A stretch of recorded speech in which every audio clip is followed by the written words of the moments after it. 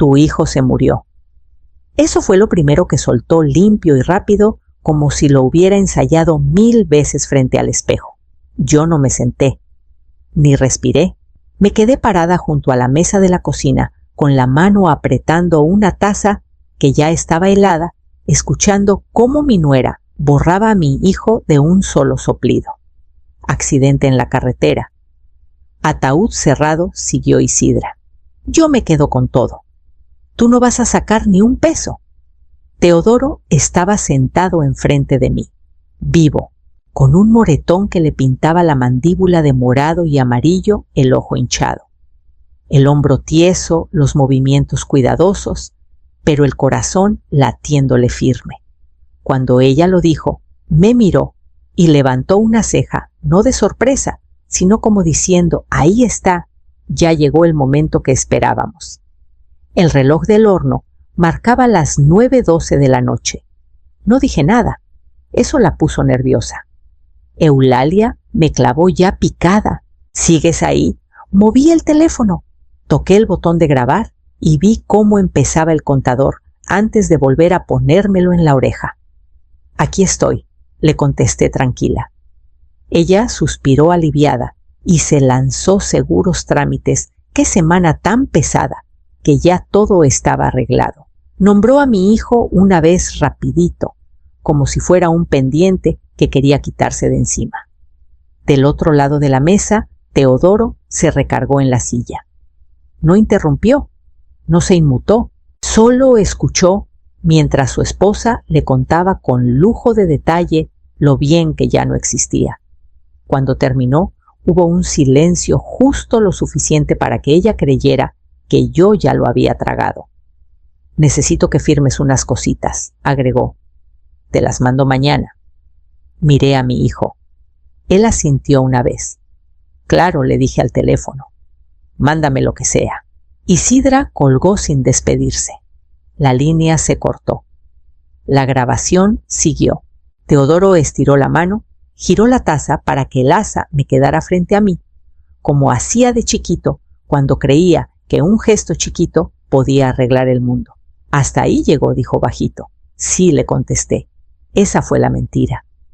Paré la grabación y por fin me senté ya contando hacia atrás hasta la noche de hacía una semana, cuando Teodoro entró por la puerta y me contó qué había hecho ella.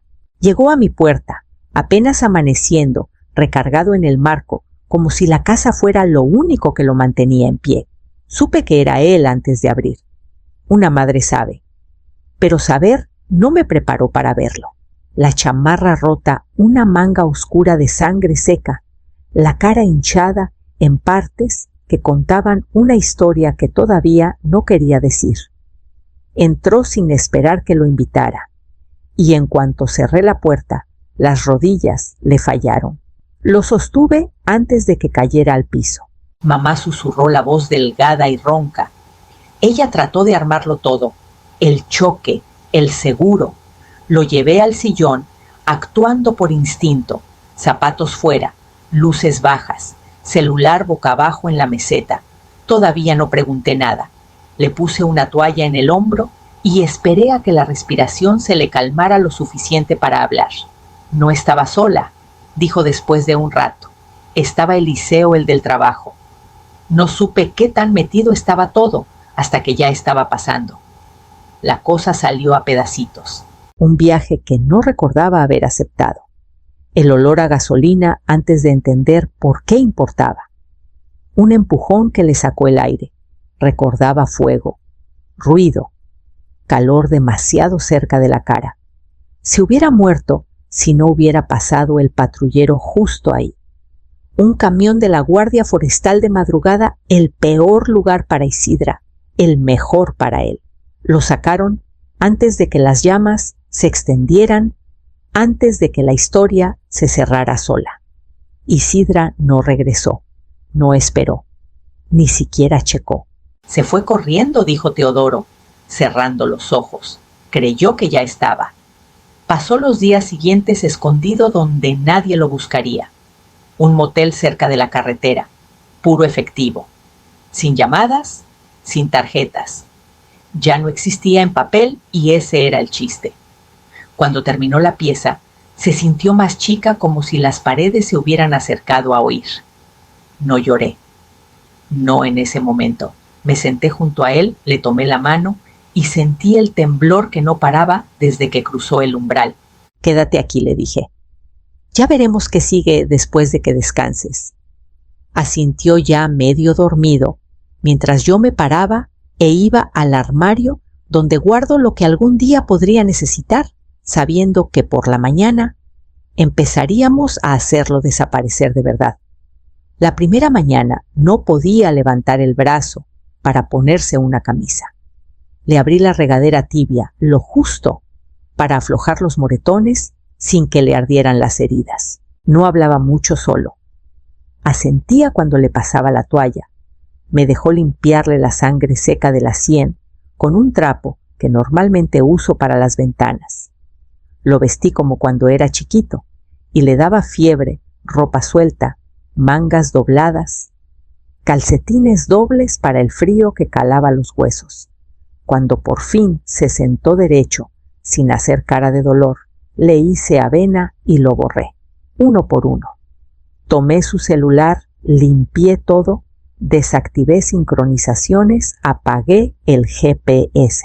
Entré a su correo, cambié códigos de recuperación, borré respaldos en la nube, llamé al banco y reporté movimientos raros, congelaron las tarjetas, cancelé su credencial de la biblioteca, lo di de baja de todos los boletines que nunca leía, lo archivé del mundo con la misma precisión con la que llevaba décadas archivando vidas ajenas. Para la tarde, Teodoro ya no existía en ningún lado más que en esta casa. Me vio hacerlo. Nunca preguntó por qué. Nunca dudó de que hiciera falta. Cuando terminé, marqué un número que no usaba hacía casi 3 años.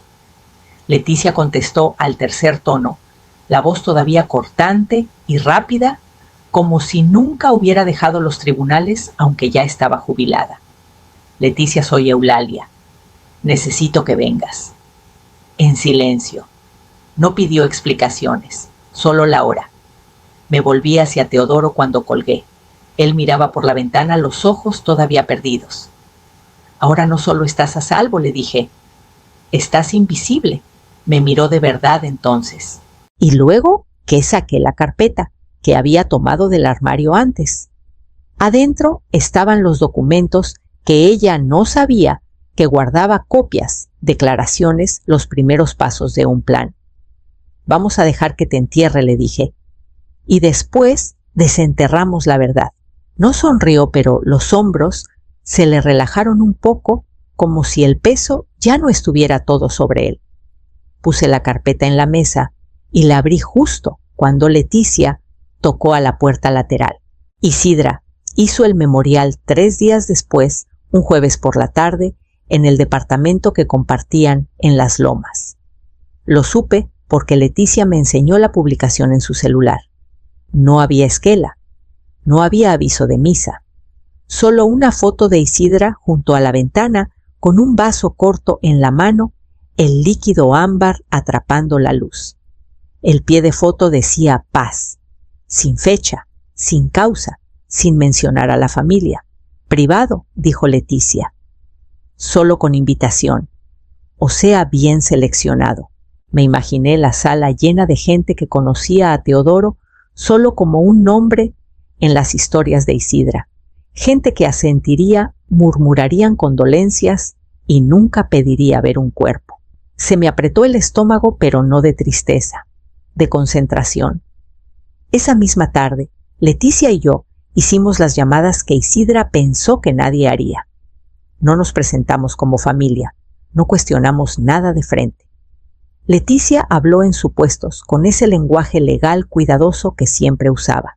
Suponiendo que se haya reportado una defunción, dijo al teléfono, ¿qué documentación se ha presentado ya? La respuesta llegó más rápido de lo que esperaba. Habían presentado un acta de defunción la mañana siguiente al incidente, firmada, sellada, causa traumatismo accidental, sin pedir autopsia, autorizada la cremación, ¿Y el familiar más cercano?, preguntó Leticia. Una pausa. Luego esposa declarada. No se registran parientes vivos conocidos. Cerré los ojos e imaginé a Isidra marcando la casilla sin dudar. Leticia terminó la llamada y dejó el celular entre las dos. Está falsificado, dijo. Y en más de un sentido. Sentí que algo se aflojaba en mi pecho, algo que había estado apretado desde que Teodoro apareció en mi puerta. No era alivio, era algo más frío, más útil. Perfecto, dije. Eso es fraude.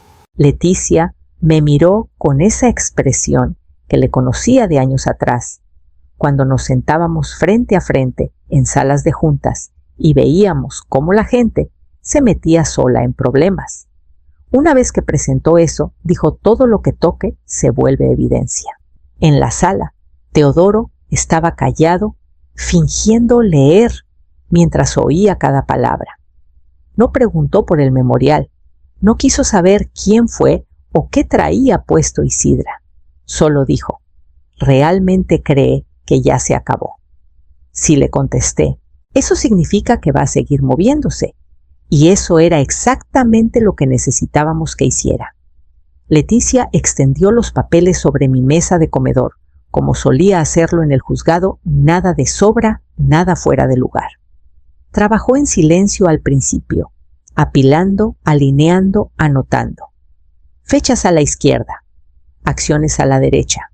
Una línea limpia que atravesaba toda la historia de Isidra.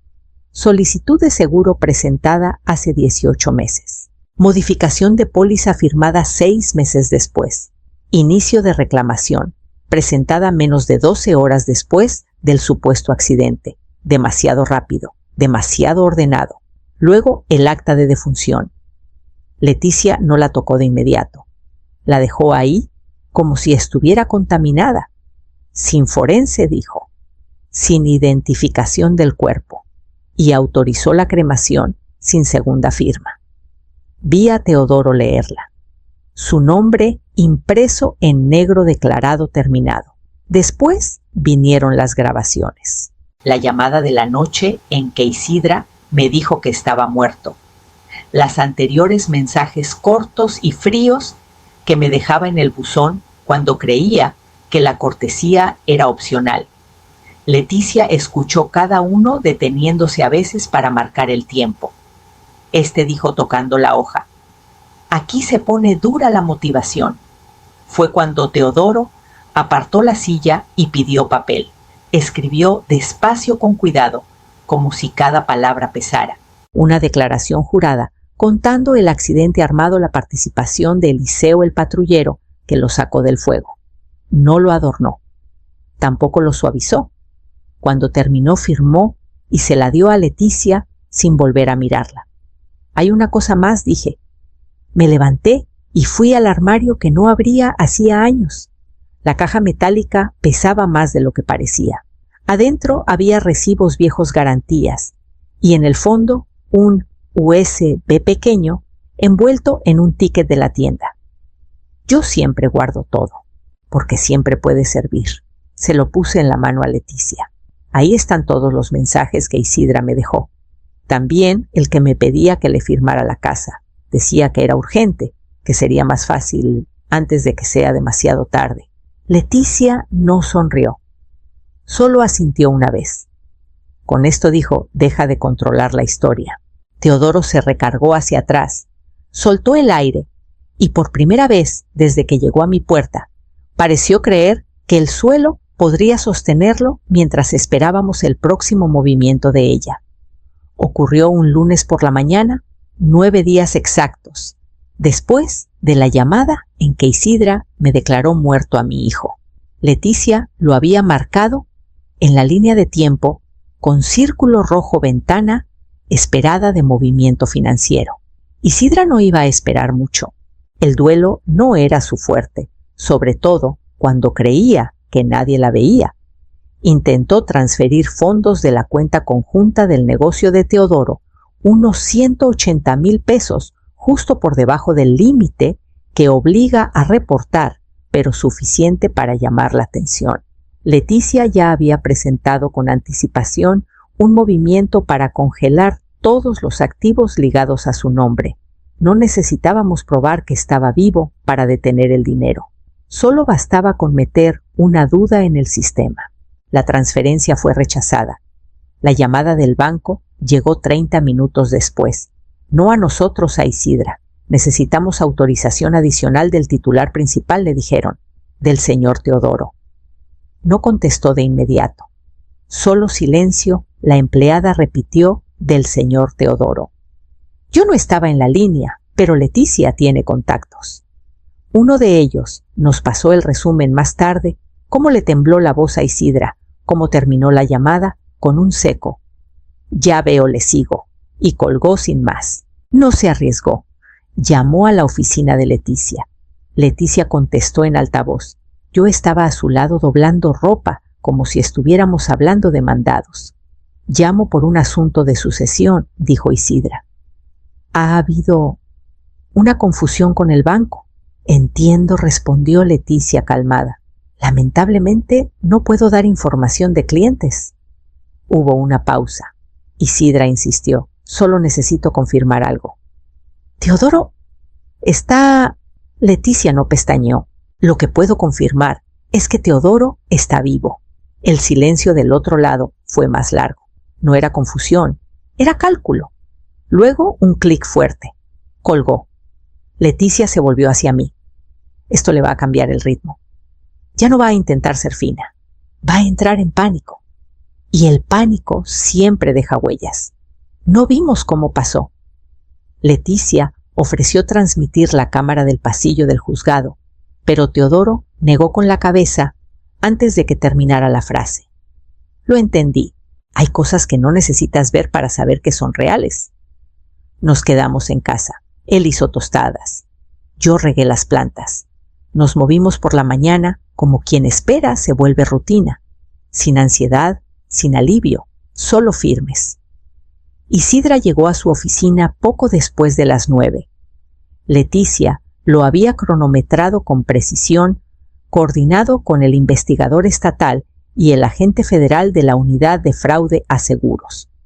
Todo estaba presentado, autorizado, listo. Salió del elevador con un vestido azul marino profesional impecable, el mismo que usó en la primera junta de accionistas de Teodoro, cuando todavía fingía estar orgullosa de él. No alzaron la voz, no armaron escándalo. Uno mostró placa, el otro le entregó la orden. Dicen que se quedó quieta 10 segundos enteros antes de hablar. Claro que culpó a Eliseo, dijo que él la había engañado, que había falsificado cosas sin su consentimiento, que ella creyó que Teodoro estaba muerto, porque Eliseo se lo dijo. Pero Eliseo ya había dado el cambio el día anterior. Nombres, fechas, correos, todo. Él era el repuesto, desechable. Y ella lo acababa de tirar debajo del camión que él ya había abandonado. El mensaje de Leticia llegó a las 10:41 en punto. Ya está. Lo leí en voz alta. Teodoro no dijo nada. Solo respiró hondo, lento, y se sirvió más café. La mano le tembló solo un poquito. Le contesté: ya empezó. Borré las primeras 2 líneas y envié solo la última. Empezó en el momento en que ella dijo la mentira. Teodoro miró por la ventana. ¿Y ahora qué? Le serví otra taza y la puse frente a él, ya pensando en el siguiente paso, el después, el ordenar la parte donde el silencio por fin vuelve a ser espacio. El video llegó esa misma tarde. Leticia no me lo mandó directo, solo reenvió un enlace privado sin asunto. Lo abrí en la laptop vieja, la que Teodoro usaba en la universidad, y la puse en la mesa de la cocina entre los dos. Lo vimos juntos, pero ninguno se acercó más. Isidra salió del elevador como si fuera un martes cualquiera, hasta que los agentes se le plantaron enfrente. Se detuvo. Parpadeó una vez, y en ese instante se vio clarito la confusión que se convertía en cálculo. No lloró, no se resistió. Dijo algo que no se oía luego, puso su bolso con calma en el mostrador de recepción y extendió las muñecas. Nadie aplaudió. Nadie soltó un grito. Solo papeles. Solo procedimiento. Teodoro no habló. Ni durante ni después. Miró hasta que la pantalla se puso negra, luego cerró la laptop y me la pasó como si fuera de cristal.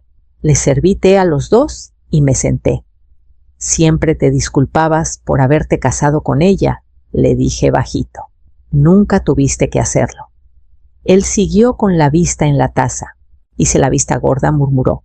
Me inventé excusas, todos lo hacemos, sobre todo cuando queremos creer que todavía se puede arreglar.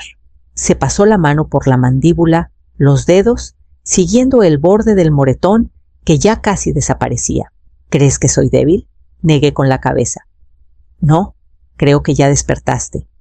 Eso es lo que cuenta. No contestó de inmediato. Solo levantó la taza, la sostuvo con las dos manos, como si eso lo anclara al suelo. Nos quedamos ahí los dos, con nada más que el zumbido suave del refri y el tic-tac del reloj arriba del horno. Sin juzgado, sin enfrentamiento. Solo el silencio después de que algo se rompe y te das cuenta de que sigues de pie. La audiencia fue a puerta cerrada. Leticia fue en nuestro lugar. Dijo que Isidra se veía cansada, más chiquita de alguna forma, no arrepentida, solo sorprendida de que hubiera llegado tan lejos. Leyeron los cargos: fraude de seguros, falsificación de documentos oficiales, intento de robo.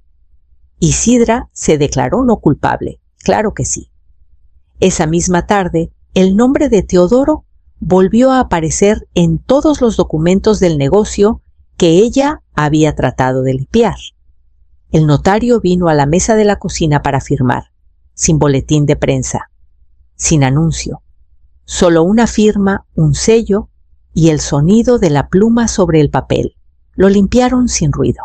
El investigador entregó el reporte en una sola hoja. El sujeto actuó bajo coacción, sin conocimiento directo del intento de fraude. Leticia dijo que era la exoneración más limpia que había visto en años. Algunos periodistas intentaron contactarlo. Uno hasta dejó una nota bajo el limpiaparabrisas de mi coche. Teodoro no contestó. Dejó que el silencio hablara por él. 2 días después fuimos al súper como cuando él llegaba de la universidad. Teodoro empujaba el carrito, apoyándose más por costumbre que por dolor. Yo iba a su lado echando té y cereal, viéndolo comparar 2 marcas de avena como si el mundo no hubiera intentado borrarlo hacía una semana. En la caja, la vecina de 3 casas más abajo nos vio. Doña Mildred, con los guantes de jardín todavía puestos y los rizos blancos que siempre la hacían parecer sorprendida. Parpadeó, miró de mí a Teodoro y de regreso. ¿Todo bien por acá?, preguntó suave, como si no estuviera segura qué historia había oído o en qué creer. No expliqué, no aclaré nada, solo sonreí, mejor de lo que la gente cree. Asintió conforme con eso y siguió su camino. En el estacionamiento, Teodoro cargó las bolsas en la cajuela, mientras yo me quedaba al volante. Se movía más lento, pero más firme. Cuando subió, me preguntó si todavía tenía la llave extra de su departamento viejo. Todo lo guardé, le dije. No contestó, pero vi que se le curvó un poquito la comisura de la boca mientras arrancábamos. El domingo por la mañana llegó como cualquier otro, sin sirenas, sin titulares, solo el sonido constante de Teodoro en la cocina rompiendo huevos y tostando pan, moviéndose como alguien que por fin recordó cómo ocupar su espacio. Yo estaba en la mesa abriendo el correo. Había una carta dirigida a mí con letra apretada y cuidadosa. Reconocí el nombre del remitente, la mamá de Isidra. Hacía casi 4 años que no hablábamos. Adentro 3 párrafos cortos, tratando de limar las aristas. Escribía que siempre había sospechado que algo no andaba bien, que ojalá las cosas hubieran salido distintas, que esperaba que algún día todos encontráramos paz, sin mencionar el nombre de Teodoro. Solo tu hijo y la situación. La doblé 1 vez, 2 veces. y la tiré al bote sin decir nada. Teodoro me deslizó un plato enfrente. Había untado la mantequilla en las tostadas, justo como me gusta, solo en los bordes. Un detalle chiquito, pero que pesó hondo. Se sentó frente a mí, los brazos sobre la mesa. ¿Ya les decimos a la gente que estoy vivo?, preguntó. Di un mordisco a la tostada antes de contestar. ¿Para qué?, dije, limpiándome la comisura de la boca. Déjalos que se pregunten, sonrió con eso. No fue una carcajada ni una sonrisa grande, solo esa curva callada y satisfecha que decía que entendía. Hay quienes piensan que la justicia es un juzgado, una confesión, un escándalo. Pero la verdad es que a veces solo es no darles lo que quieren. Ella quería borrarlo, olvidarlo, cambiarlo por un cheque y un titular que pudiera manejar. En cambio, va a vivir con la duda. No me volvió a presionar, solo tomó el periódico y yo le serví más café a los dos. La casa estaba en silencio. No el silencio que deja la ausencia, sino el que se queda cuando lo ruidoso ya pasó. ¿Qué harías si alguien te declara muerto solo para quedarse con lo tuyo? ¿Cuántas mentiras nacen de creer que nadie está mirando? Y si el silencio trae justicia, ¿por qué le tienen tanto miedo los mentirosos?